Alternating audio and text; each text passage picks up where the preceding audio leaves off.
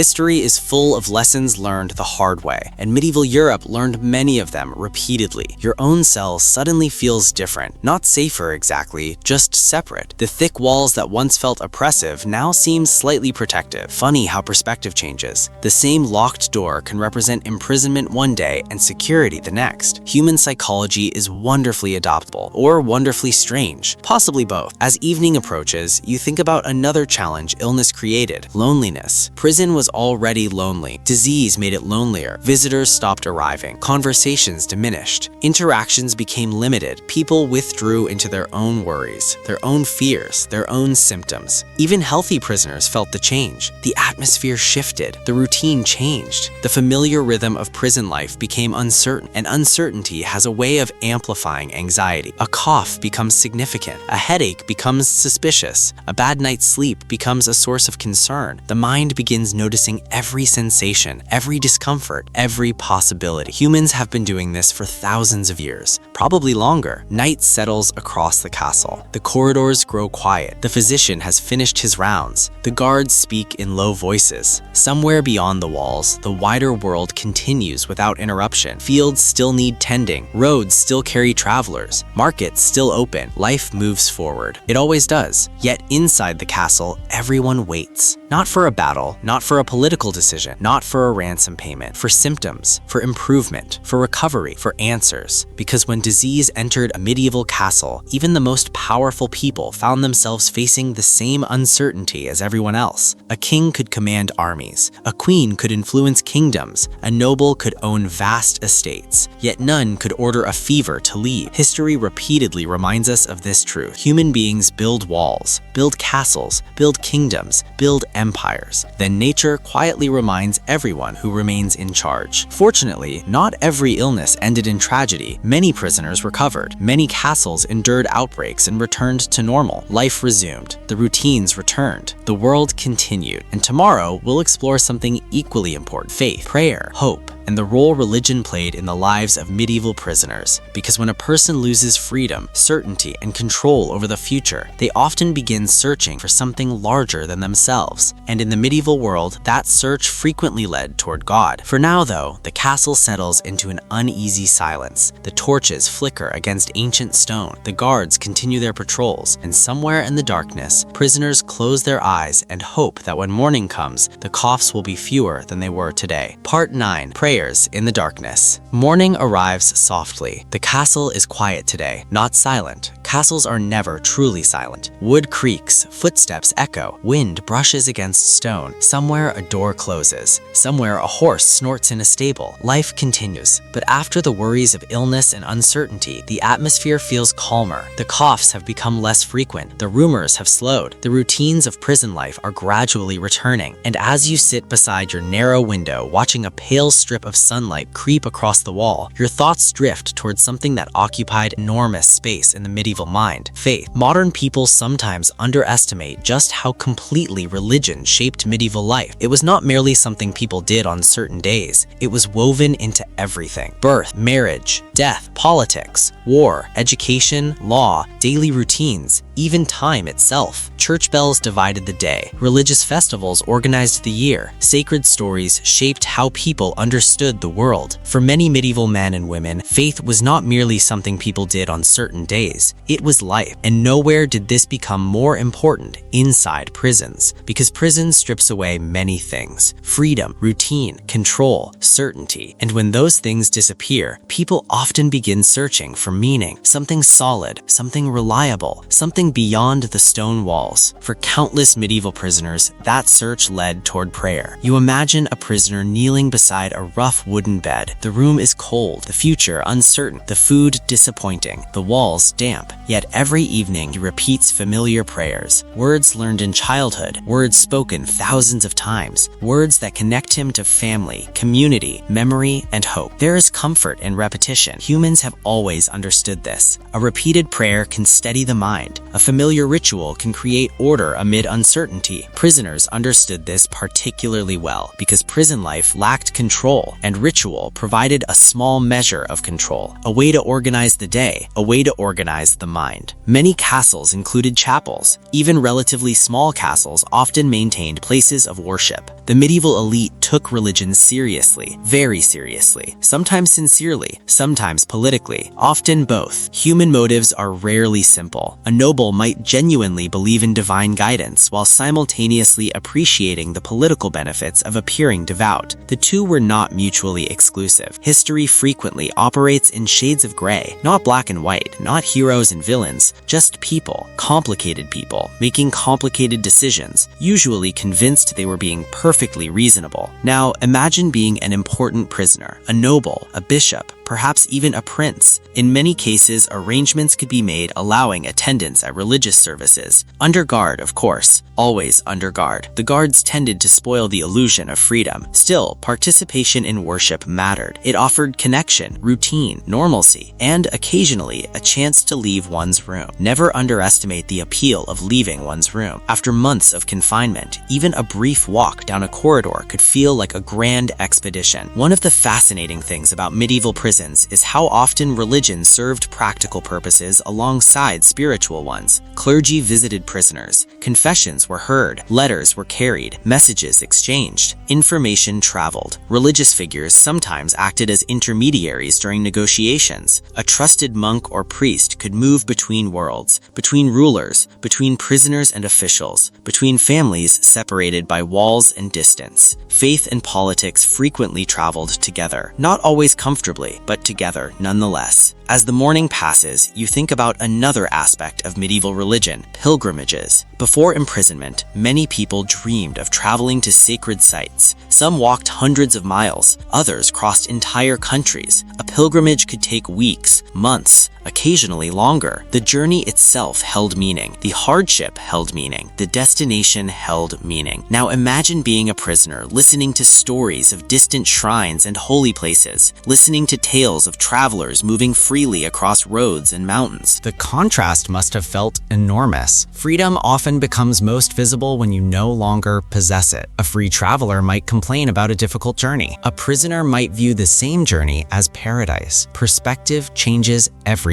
By midday, sunlight warms part of your cell. The warmth feels pleasant, and as often happens during long periods of confinement, your thoughts begin wandering. Prisoners spent considerable time reflecting, thinking, remembering, replaying old conversations, reconsidering old decisions. Religion often became intertwined with these reflections. People examined their lives, their mistakes, their choices, their regrets. Some emerged feeling spiritually strengthened. Others became angry. Others confused. Faith, after all, does not erase human complexity. If anything, it sometimes highlights it. History contains many accounts of prisoners wrestling with difficult questions. Why did this happen? Why am I here? What purpose does suffering serve? Will things improve? Will justice arrive? These questions have appeared in every century. The medieval world simply framed them in religious language more often than we do today. And honestly, prison creates ideal conditions for philosophical thinking, not because people suddenly become philosophers, because there's time, so much time. Time to think, time to worry, time to remember, time to hope, time to doubt. The mind rarely remains still when given enough hours. Let's drift toward one of history's more famous imprisoned figures, Boethius. Though he lived earlier than our medieval castle setting, his experience influenced centuries of medieval thought. While imprisoned, he wrote about fortune, suffering, happiness, and the unpredictable nature of life. His work circulated widely throughout medieval Europe. Generations of readers encountered the same questions that prisoners continued asking centuries later. Why do good things happen to bad people? Why do bad things happen to good people? Why does fortune change? Why does power disappear? Humanity has never stopped asking these questions, and history has never provided simple answers. The afternoon slowly fades. A guard walks past your cell. His footsteps echo through the corridor. The sound has become familiar, almost comforting. Strange how that happens. Humans adapt not only to places but to sounds, to routines, to patterns. The prison has its own rhythm now, and within that rhythm, religious life often provided structure. Morning prayers, evening prayers, holy festivals, holy days. These events broke the monotony, marked the passage of time, offered moments of connection to something larger than the prison itself. Christmas arrived, Easter arrived, Saints' Days arrived. The calendar continued moving forward, even when prison life seemed frozen. 1 year passed, then another. The festivals returned, the seasons changed, the prisoner remained. Yet the repetition created continuity, a reminder that time had not stopped, life had not ended. The future still existed, even if it felt distant. As evening approaches, the chapel bell rings somewhere within the castle. The sound drifts through stone corridors. A simple sound, yet one loaded with meaning. Thousands of people hear that bell. Servants, guards, nobles, prisoners. Everyone pauses for a moment. Everyone is reminded of the same thing, that there are forces larger than kingdoms, larger than prisons, larger than political disputes. Whether one believes deeply or only partially, the reminder carries weight. The medieval world constantly pointed people's attention towards eternity, and prison often intensified that focus, because confinement encourages perspective. A prisoner learns quickly how much lies beyond personal control. Kings learned this, queens learned this, commoners learned this. A locked door is a powerful teacher. It demonstrates limits very effectively. Night settles over the castle. The final light disappears from your window. The corridor darkens. Torches flicker. Shadows dance across stone walls. Somewhere nearby, another prisoner whispers a prayer before sleep. Perhaps a prayer for freedom. Perhaps a prayer for family. Perhaps simply gratitude for surviving another day. History rarely records the exact words, but one suspects they were often remarkably human. Simple requests, simple hopes, simple fears. The same kinds of thoughts people carry today. Centuries change many things. Human hearts, perhaps, less than we imagine. Tomorrow we'll explore another fascinating part of prison life: friendships, rivalries, conversations, and the strange communities that sometimes formed behind castle walls. Because even in confinement, people remain social creatures. Give humans enough time together and they will eventually form relationships, even in places specifically designed to keep them isolated. But for now, the castle sleeps. The bell has fallen silent. The torches burn low. And somewhere beneath the ancient stones, prisoners close tired eyes while prayers drift quietly through the darkness towards the stars above. Part 10. Friends, Enemies, and the Strange Society of Prisoners. Morning returns once more. The castle awakes slowly. A distant door slams somewhere above. Boots echo across stone corridors. A guard coughs. Another mutters something about the weather. The weather, incidentally, remains one of humanity's favorite topics of conversation. It survives every century, every kingdom, every social class. Give two people enough time together and eventually one of them will complain about the weather. The medieval world wasn't an exception. You sit beside your narrow window. The familiar shaft of light stretches across the wall. Another day has begun. And after enough weeks, months, or years in captivity, something interesting starts to happen. The prison begins developing its own society. Not an official society, no written constitution, no elected representatives, no annual meetings, just a collection of people forced together by circumstance. Humans are social creatures, perhaps excessively social creatures. Even when confined, separated, and discouraged from interaction, people find ways to connect. Prisons throughout history demonstrate this repeatedly. Medieval prisons were no different. Now, depending on the layout of the castle, prisoners might see one another frequently or only occasionally. Some shared chambers, others occupied neighboring cells. Important captives sometimes enjoyed enough freedom to converse with fellow prisoners during walks or religious services. Wherever communication became possible, relationships followed, because relationships always follow. Imagine two prisoners separated by a wall. At first, they exchange simple greetings, then questions, then stories. Days become weeks, weeks become months. Conversations continue. Eventually, they know one another better than many lifelong friends, without ever seeing each other's faces. It sounds strange, yet history contains countless examples of meaningful relationships formed under unusual conditions. Shared hardship has a way of accelerating familiarity. When life becomes small, people become important. A conversation gains value. A voice becomes comforting. A familiar presence matters, particularly when options are limited. The medieval prison community often included a fascinating mixture of individuals: petty criminals, political prisoners, captured nobles, failed rebels, debtors, hostages, occasionally all under the same roof. Imagine the conversations: a knight discussing warfare, a merchant discussing trade, a rebel discussing politics, a debtor discussing money.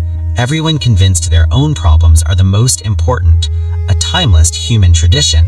One prisoner explains how he was betrayed, another explains how he was misunderstood, a third explains how everyone else involved was clearly incompetent. History strongly suggests that prisoners, like everyone else, possessed remarkable confidence in their personal interpretations of events. The truth likely occupied a more complicated position, as it usually does. Now let's talk about friendships, because genuine friendships absolutely developed inside medieval prisons. Long-term captivity created opportunities for connection. People shared meals, shared stories, shared worries, shared hopes, shared boredom, especially shared boredom. Never underestimate boredom as a bonding force. Modern friendships sometimes form through hobbies, workplaces, schools. Medieval prison friendships often formed through mutual survival of endless monotony, a surprisingly effective foundation. You spend enough evenings discussing memories, family, politics, and regrets, and eventually real affection emerges. Some friendships lasted long after release. Former prisoners occasionally remained in contact for years. Their captivity became a shared chapter in life, a strange chapter, but a meaningful one. Not every relationship was positive, of course. Let's not become overly sentimental. Humans also excel at conflict, particularly when trapped together. The same conditions that create friendships can create rivalries, and medieval prisons possessed plenty of opportunities for irritation. Imagine listening to the same person complain every day for 3 years. Eventually, even a saint might become slightly frustrated. A man who constantly repeats stories, a prisoner who exaggerates everything, someone who snores loudly, someone who never stops talking, someone who insists on discussing politics at every opportunity.